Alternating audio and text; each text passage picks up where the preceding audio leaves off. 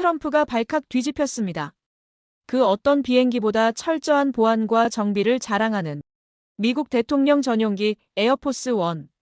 하지만 그 완벽하게 보이던 시스템 안에서 결코 있어서는 안 될 충격적인 실수가 벌어졌습니다. 그리고 그 혼란의 한가운데 무명의 한국 기술자 한 사람이 있었습니다. 그녀의 손끝 하나가 미국 대통령을 구했습니다. 도대체 무슨 일이 있었던 걸까요? 그 놀라운 이야기 지금 시작합니다.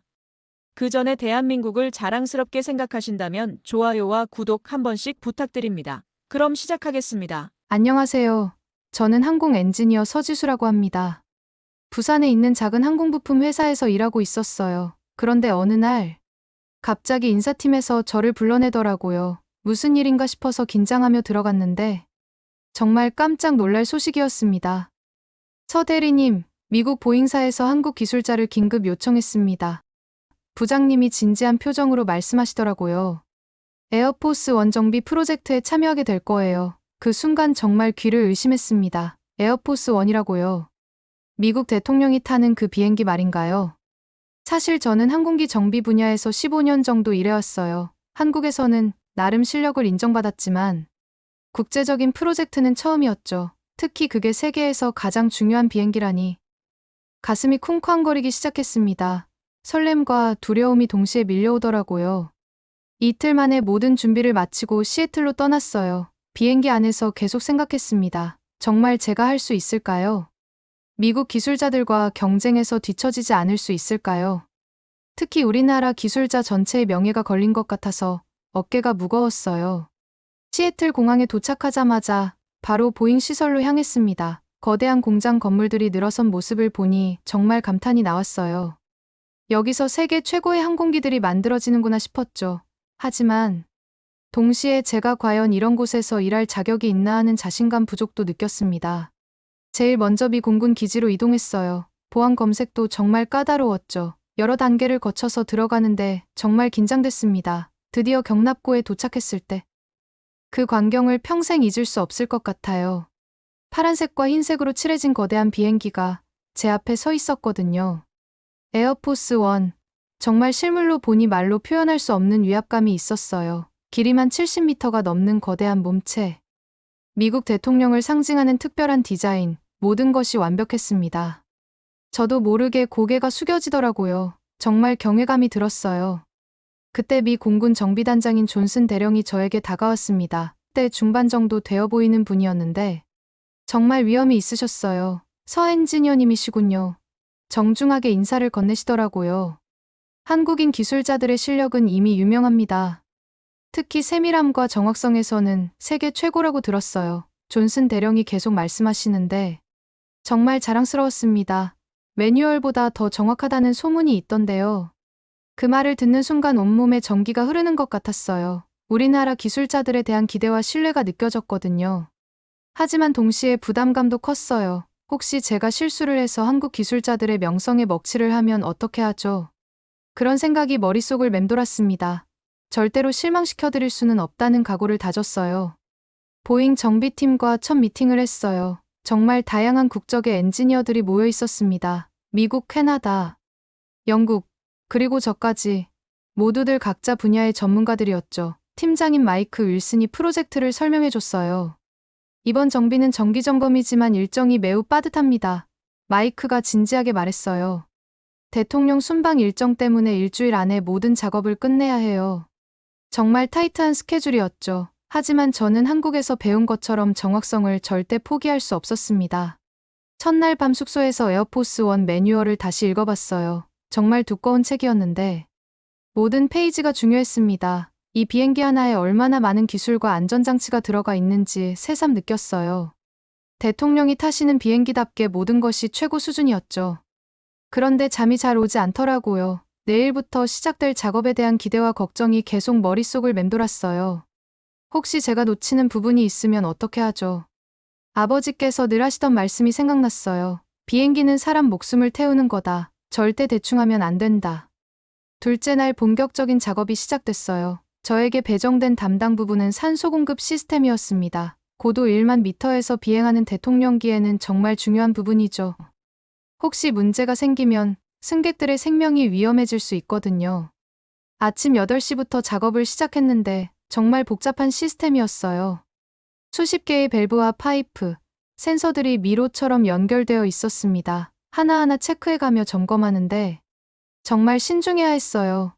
실수는 절대 용납될 수 없는 부분이었거든요. 점심시간 즈음이었을까요? 산소 공급 장치 내부를 청소하면서 뭔가 이상한 걸 발견했어요. 아주 미세한 얼룩 같은 게 있더라고요. 처음엔 그냥 먼지인 줄 알았는데 자세히 보니 뭔가 달랐습니다. 기름기 같은 게 묻어 있는 것 같았어요. 한국에서 일할 때 선배님이 늘 하시던 말씀이 떠올랐어요. 일심스러우면 3번 확인하라. 한 번의 실수가 큰 사고로 이어질 수 있다. 그래서 다시 한번 자세히 들여다봤습니다. 역시나 뭔가 있었어요. 정말 얇게 기름때 같은 게 붙어 있더라고요. 이건 분명히 정상적인 상태가 아니었어요. 산소 공급 장치는 절대 깨끗해야 하는 부분이거든요. 조금이라도 오염물질이 있으면 고온에서 문제가 될 수 있습니다. 가슴이 쿵쾅거리기 시작했어요. 혹시 큰 문제인 건 아닐까요? 바로 팀장인 마이크에게 보고했습니다. 산소 공급 장치에 오염 물질이 발견됐습니다. 최대한 침착하게 말했지만 목소리가 떨리는 걸 어쩔 수 없었어요. 마이크가 저를 따라와서 직접 확인해봤습니다. 이 정도는 정상 범위 내예요. 마이크가 대수롭지 않게 말하더라고요. 서 엔지니어, 너무 민감하게 생각하지 마세요. 그러면서 제 보고서를 대충 훑어 그냥 넘어가려 했어요. 하지만 제 마음은 정말 불편했습니다. 정말 괜찮은 걸까요? 혹시 제가 너무 예민하게 반응하는 건 아닐까요? 하지만 한국에서 배운 원칙을 포기할 수는 없었어요. 정확하지 않으면 의미가 없다는 게 우리 철학이었거든요. 특히 이런 중요한 프로젝트에서는 더욱 그랬습니다. 그날 오후에도 계속 그 부분이 신경 쓰였어요. 다른 작업을 하면서도 자꾸 그쪽으로 시선이 가더라고요. 정말 괜찮은 걸까요? 만약 문제가 있다면 어떻게 하죠? 대통령이 타시는 비행기인데 조금의 위험도 있어서는 안 되잖아요. 퇴근 시간이 되자 다른 동료들은 모두 돌아갔어요. 하지만 저는 남아있기로 했습니다. 오늘 발견한 문제를 제대로 확인해보고 싶었거든요. 혼자서라도 철저히 조사해보겠다고 마음먹었어요. 밤 10시가 넘어서 정비 기록을 하나하나 뒤져봤습니다. 지난 몇 개월간의 세척 기록, 정비 로그, 사용된 재료 목록까지 모든 걸 다시 살펴봤어요. 정말 꼼꼼히 확인하는데 몇 시간이 걸렸습니다. 그러다가 이상한 점을 발견했어요. 마지막 세척 작업에서 사용한 용제가 평소와 달랐더라고요. 승인받지 않은 제품이었습니다. 왜 갑자기 다른 제품을 썼을까요? 게다가 그 용제는 고온에서 유독가스를 발생시킬 수 있는 성분이 포함되어 있었어요. 이건 정말 심각한 문제였습니다. 만약 비행 중에 고온이 발생하면 승객들이 위험해질 수 있어요. 특히 대통령이 타시는 비행기에서 그런 일이 생긴다면 상상만 해도 끔찍했습니다. 온몸이 차갑게 식는 느낌이었어요. 새벽 2시가 넘어서야 모든 자료를 정리했어요. 확실히 뭔가 잘못됐습니다. 하지만 아무도 제 말을 믿어주지 않을 것 같았어요. 외국인 기술자가 와서 트집을 잡는다고 생각할 수도 있겠죠. 하지만 포기할 수는 없었습니다. 아버지께서 늘 하시던 말씀이 떠올랐어요. 정직하게 일하면 하늘이 안다.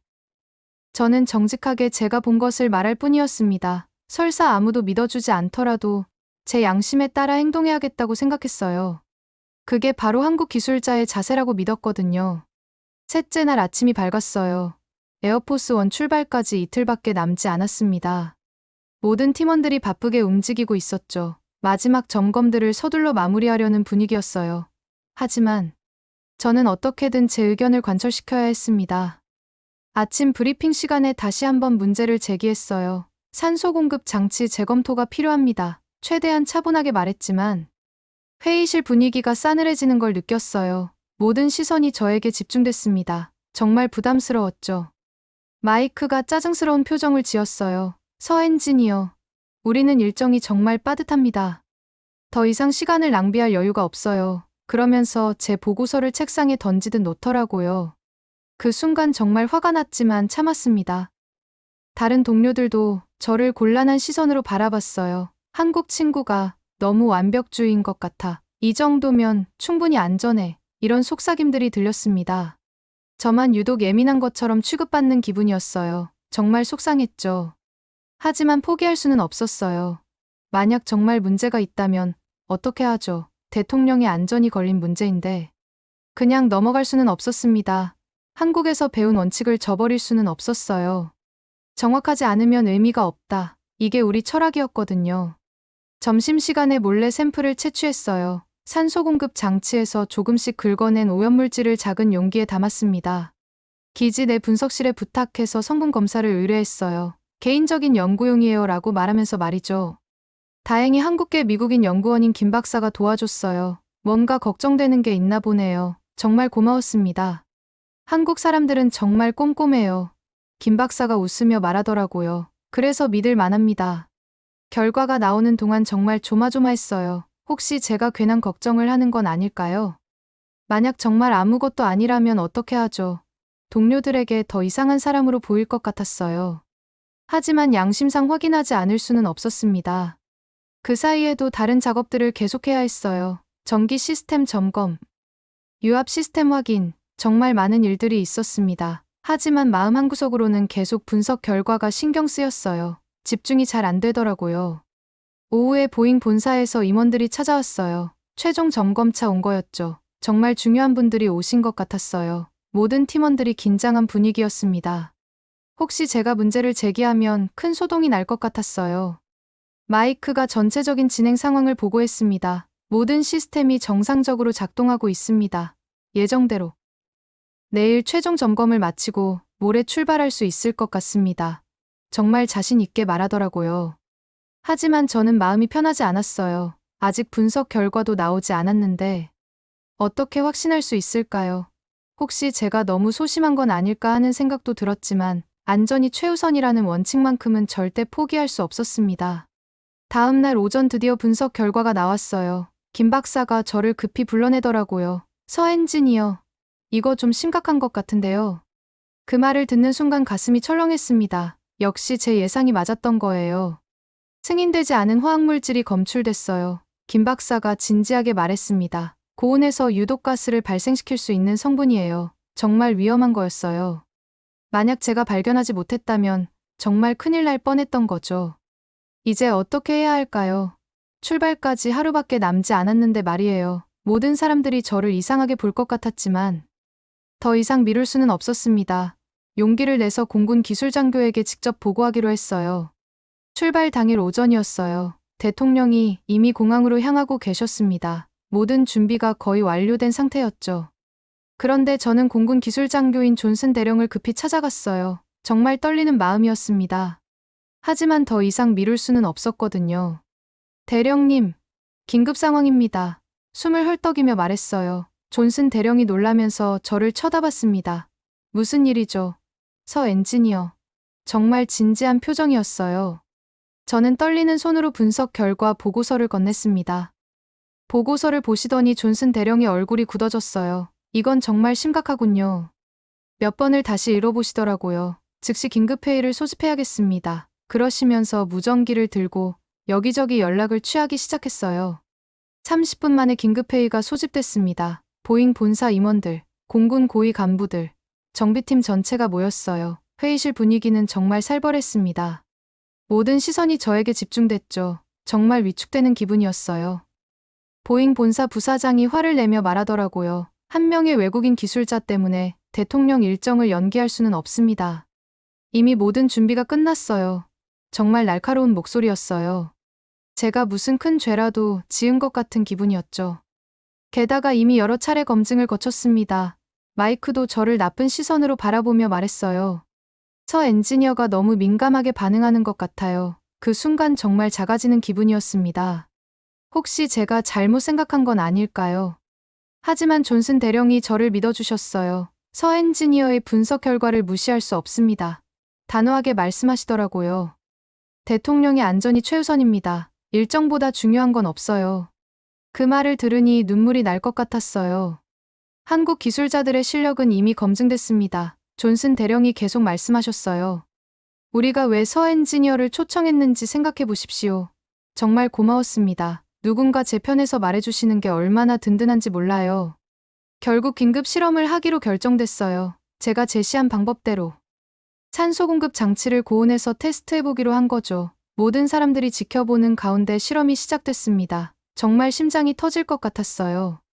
시험실에서 샘플을 고온으로 가열했어요. 처음에는 아무 변화가 없었습니다. 혹시 제가 잘못 생각한 건 아닐까 하는 불안감이 들었죠. 하지만 온도가 더 올라가자 갑자기 연기가 나기 시작했어요. 유독 가스가 검출됩니다.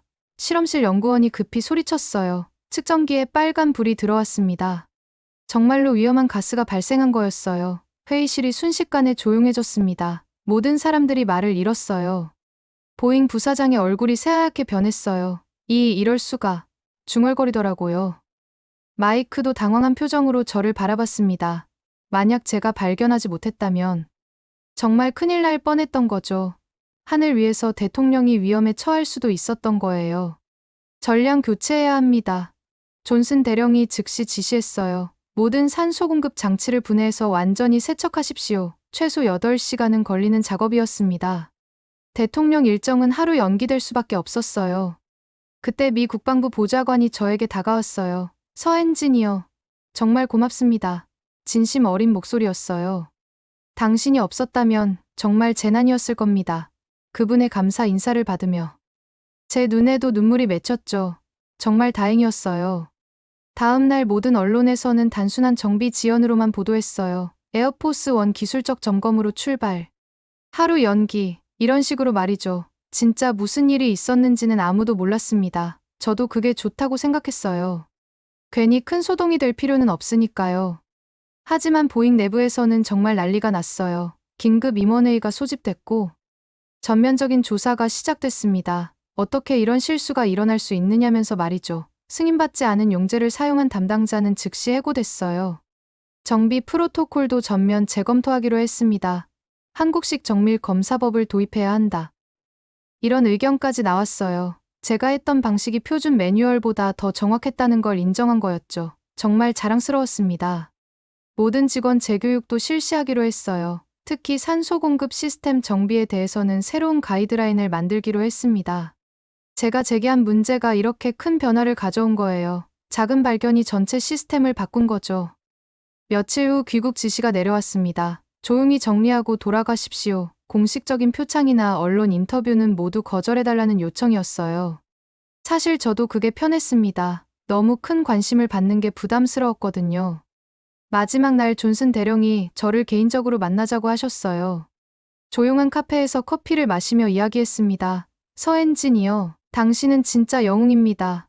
정말 진심이 담긴 목소리였어요. 미국 전체가 당신에게 빚을 졌어요. 한국 기술자들의 실력을 다시 한번 확인했습니다. 존슨 대령이 계속 말씀하셨어요. 특히 책임감과 정확성에서는 정말 세계 최고예요. 매뉴얼을 넘어서는 직감과 경험, 이런 게 진짜 기술자의 자질이죠. 앞으로 중요한 프로젝트가 있으면 꼭 한국 기술자들을 부르겠습니다. 그분이 악수를 청하시더라고요. 특히 서 엔지니어님 같은 분들 말이에요. 정말 감동적이었습니다. 우리나라 기술자들의 위상이 이렇게 높아진 거예요. 공항으로 향하는 길에 보잉 동료들이 배웅 나와줬어요. 처음에는 저를 이상하게 봤던 사람들도 이제는 정말 고마워하더라고요.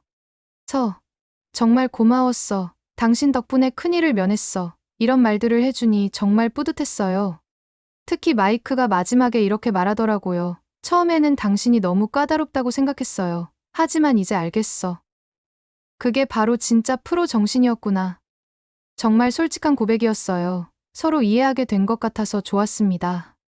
비행기 안에서 지나온 일들을 정리해봤어요. 정말 아찔했습니다. 만약 제가 그냥 넘어갔다면 어떻게 됐을까요? 대통령이 위험에 처했을 수도 있었고, 국제적인 대형 사고로 이어질 수도 있었겠죠. 생각만 해도 무서웠어요. 하지만 가장 뿌듯했던 건 우리나라 기술자의 실력을 전 세계에 보여줬다는 거였어요. 한국식 정밀함과 책임감, 매뉴얼을 넘어서는 현장 감각. 이런 것들이 바로 우리만의 경쟁력이라고 생각합니다. 창밖을 내다보니 구름 위로 지는 석양이 정말 아름다웠어요. 저 아래 어딘가에서 에어포스 원이 안전하게 날고 있을 거라는 생각이 들었습니다. 제가 지킨 하늘이라는 생각에 마음이 따뜻해졌어요. 정말 자랑스러웠습니다. 인천공항에 도착했을 때 가족들이 마중 나와 있었어요. 아버지와 어머니, 그리고 남동생까지. 정말 반가웠습니다. 고생 많았다. 아버지가 어깨를 두드려 주시며 말씀하셨어요. 그 따뜻한 손길이 정말 그리웠거든요. 미국에서 뭘 했어? 동생이 궁금해하며 물어봤지만 자세한 얘기는 할 수 없었어요. 그냥 보잉에서 일 좀 도와줬어 라고만 답했습니다. 사실 가족들도 제가 정확히 뭘 했는지 모르는 게 나을 것 같았어요. 다음 주부터 다시 원래 회사에 출근했어요. 부산에 있는 작은 항공부품 회사였죠. 15년째 다니고 있는 곳이었습니다. 동료들이 미국 출장 어땠어요? 라고 물어봤지만 그냥 평범한 정비 작업이었어요 라고만 답했어요. 사실 제가 에어포스 1을 정비했다고 말하면 아무도 믿지 않을 것 같았어요. 너무 큰 일이었거든요. 그냥 조용히 마음속에 간직하는 게 낫다고 생각했습니다. 한국 사람답게 말이에요. 회사에서는 평소와 똑같은 일을 했어요. 민간 항공기 부품들을 점검하고 정비하는 일이었죠. 하지만 뭔가 달랐습니다. 더 신중해졌다고 할까요? 작은 부품 하나하나가 모두 소중하다는 걸 새삼 깨달았거든요. 특히 후배들을 가르칠 때 더 엄격해졌어요. 정비는 생명과 직결된 일이야. 절대 대충하면 안 돼. 이런 말을 자주 했습니다. 미국에서 경험한 일 때문에 더욱 책임감을 느끼게 된 거였어요. 김민수라는 신입 후배가 있었어요. 정비 일을 시작한 지 6개월 정도 된 친구였죠. 정말 성실하고 열심히 하는 아이였습니다. 저에게 기술적인 질문도 많이 했고 정말 배우려는 자세가 보였어요. 선배님, 미국에서 뭘 배우고 오셨어요? 민수가 정말 궁금해하며 물어봤어요. 보잉에서는 어떻게 일해요? 저도 언젠가 해외에서 일해보고 싶거든요. 그런 질문들을 받으면 정말 뿌듯했습니다. 저는 제가 배운 것들을 차근차근 알려줬어요. 정확성이 가장 중요해. 매뉴얼도 중요하지만 현장 감각도 필요해. 의심스러우면 3번 확인하는 게 기본이야. 이런 것들을 가르쳐줬습니다. 민수가 어느 날 이렇게 말하더라고요. 선배님을 보니까 정비 엔지니어라는 직업에 자부심을 갖게 됐어요. 정말 멋있는 일이구나 싶었거든요. 그 말을 듣고 정말 기뻤어요. 제 경험이 후배에게 도움이 되는 것 같아서요. 다른 후배들도 저를 보고 꿈을 키우기 시작했어요. 선배님처럼 해외에서도 인정받는 기술자가 되고 싶어요. 언젠가 저도 큰 프로젝트에 참여해보고 싶어요. 이런 말들을 들으면 정말 뿌듯했습니다. 그런 말을 들을 때마다 제가 했던 일이 헛되지 않았다는 생각이 들었어요. 비록 아무도 모르는 일이지만 저는 제 일에 자부심을 가지고 있었습니다. 작은 일이라도 정확하고 책임감 있게 하는 게 진짜 프로라고 생각해요. 어느 날 민수가 저에게 이렇게 말하더라고요. 그날 이후 저는 매사에 더 정직해졌어요. 선배님을 보니까 진짜 기술자는 이런 거구나 싶었거든요. 그 말을 듣고 정말 뭉클했어요. 제가 좋은 영향을 준 것 같아서요. 저는 여전히 현장에 있습니다. 매일 부품을 만지고 점검하는 일을 해요. 누군가는 이런 일이 보잘것없다고 생각할 수도 있겠지만 저는 자랑스럽습니다. 이런 작은 일들이 모여서 큰 안전을 만들어내는 거니까요. 그게 바로 우리 기술자들의 역할이라고 생각해요. 2018년 가을이었어요. 회사에서 갑자기 저를 부르더라고요. 정말 깜짝 놀랄 소식이었습니다. 미국 항공안전청에서 발행한 공식 보고서에 제가 관련된 내용이 실렸다는 거였어요. 벌써 1년이나 지났는데 말이에요. 부장님이 컴퓨터 화면을 보여주시더라고요. 영문으로 된 두꺼운 보고서였는데 그 중에 K 정비 사례라는 제목이 눈에 들어왔어요. 분명히 제가 했던 일이었습니다. 하지만 익명으로 처리되어 있었죠. 한국 기술자의 세심한 관찰력이 중대한 항공사고를 미연에 방지했다. 이런 내용이 적혀 있더라고요. 전통적인 매뉴얼 점검을 넘어서는 현장 감각의 중요성을 보여준 사례. 정말 자세하게 기록되어 있었어요.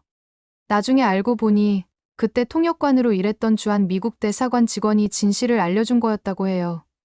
이민수라는 분이었는데 한국계 미국인이었습니다. 이런 일은 역사에 남겨져야 한다고 생각하셨던 거죠. 한국 정부에서도 이 사실을 파악하고 조사를 시작했다고 하더라고요. 외교부에서 연락이 왔어요. 사실 확인을 위해 면담을 요청합니다. 정말 공식적인 절차였습니다. 갑자기 일이 커진 것 같아서 당황스러웠어요. 며칠 후 정부 관계자들이 회사로 찾아왔어요. 외교부, 국토교통부, 심지어 청와대에서도 사람이 왔습니다. 정확한 경위를 말씀해 주시겠습니까? 정말 정중하게 물어보더라고요. 저는 그때 일어났던 일들을 자세히 설명해 드렸어요. 처음 의심을 갖게 된 순간부터 최종 해결까지 모든 과정을 말씀드렸습니다. 다들 정말 진지하게 들어주시더라고요. 대단한 일을 하셨습니다라고 하시면서요. 언론에서도 관심을 보이기 시작했어요. 여러 방송국에서 인터뷰 요청이 들어왔습니다. 신문사에서도 연락이 왔고 잡지에서도 기사를 쓰고 싶다고 하더라고요. 하지만 저는 모두 정중히 거절했어요. 왜요, 선배님? 이런 기회가 어디 있어요. 민수가 정말 안타까워하더라고요. 전국에 알려지면 얼마나 자랑스러울까요? 하지만 저는 이게 맞다고 생각했어요. 저는 그냥 제 일을 했을 뿐이었거든요. 정부에서는 포상을 주겠다고 하셨어요. 국민포장이나 대통령 표창 같은 것도 거론됐습니다. 하지만 저는 이것도 사양했어요. 조용히 일하는 게 저 같은 사람에게는 맞는 것 같아요 라고 말씀드렸죠. 오히려 더 의미 있는 건 다른 거였어요. 제가 했던 방식이 세계 항공 안전 기준에 영향을 줬다는 거였죠. 보고서를 자세히 보니 여러 나라에서 한국식 정밀 검증법을 도입하기 시작했다고 나와 있었어요. 유럽의 에어버스에서도 이 사례를 참고해서 새로운 점검 매뉴얼을 만들었다고 하더라고요. 일본의 항공사들도 한국 기술자들을 초청해서 교육을 받고 있다는 소식도 들렸어요. 정말 자랑스러웠습니다.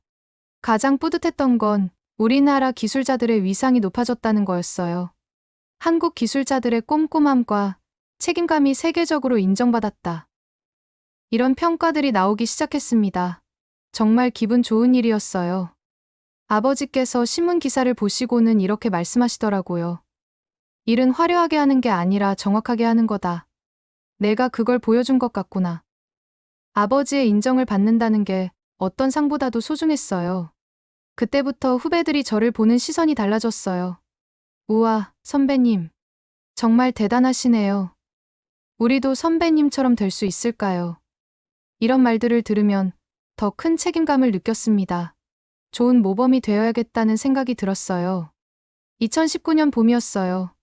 정말 뜻밖의 연락이 왔습니다. 한국항공대학교에서 전화를 주신 거였어요. 서 기술자님의 정비 노트를 교과서에 실고 싶습니다. 처음엔 장난인 줄 알았어요.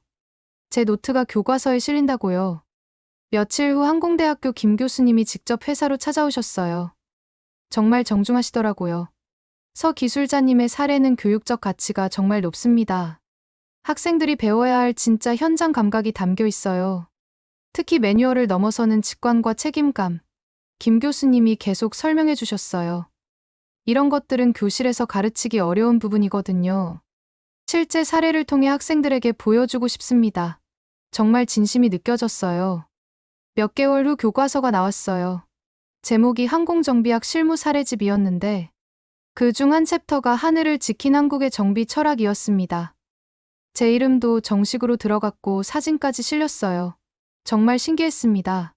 교과서를 받아보니 정말 자세하게 기록되어 있었어요.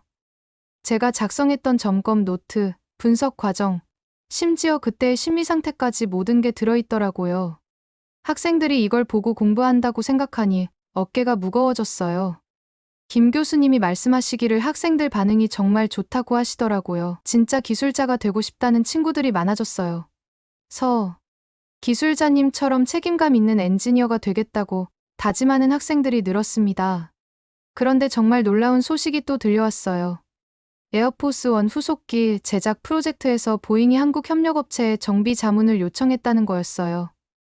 바로 저희 회사였습니다. 세계 최고의 대통령기에 우리 기술이 들어가는 거였죠. 회사에서는 저를 프로젝트 팀장으로 임명했어요. 서 대리의 노하우를 바탕으로 새로운 프로젝트를 이끌어달라. 부장님이 정말 기대에 찬 목소리로 말씀하시더라고요. 우리 회사의 위상도 완전히 달라졌어. 첫 회의에서 보잉 관계자들이 이렇게 말하더라고요. K정비 방식을 새로운 기종에도 적용하고 싶습니다. 한국 기술자들의 정밀함을 시스템화하고 싶어요. 정말 자랑스러운 순간이었어요. 후배들에게는 늘 이야기해줍니다. 우리는 조용히, 그러나 정확히 지킨다. 이게 바로 한국 기술자의 정신이라고요. 화려하지 않아도 괜찮다. 정확하고 책임감 있게 일하는 게 가장 중요해. 민수도 이제 10년차 중견 기술자가 됐어요.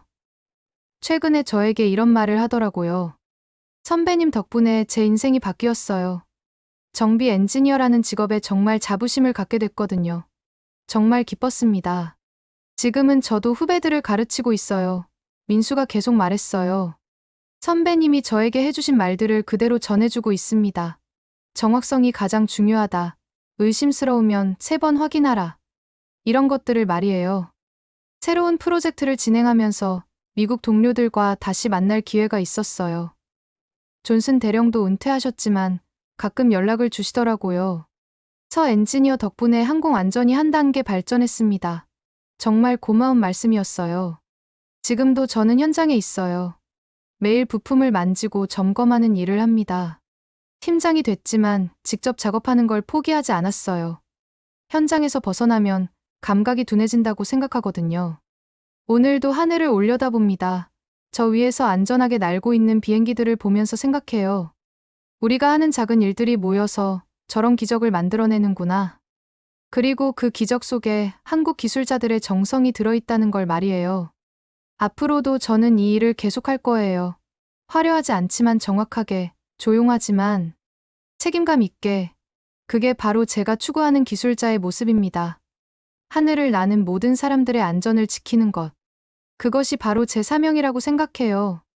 이게 바로 저의 이야기입니다. 하늘을 지킨 평범한 한국 기술자의 이야기요. 특별할 것 없는 일상 속에서도 세상을 바꿀 수 있다는 걸 보여주고 싶었어요. 우리 모두가 각자의 자리에서 최선을 다한다면 더 안전하고 아름다운 세상을 만들 수 있을 거라고 믿습니다.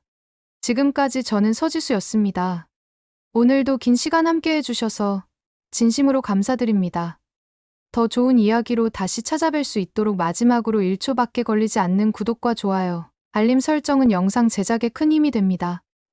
오늘도 건강한 하루 보내세요. 감사합니다.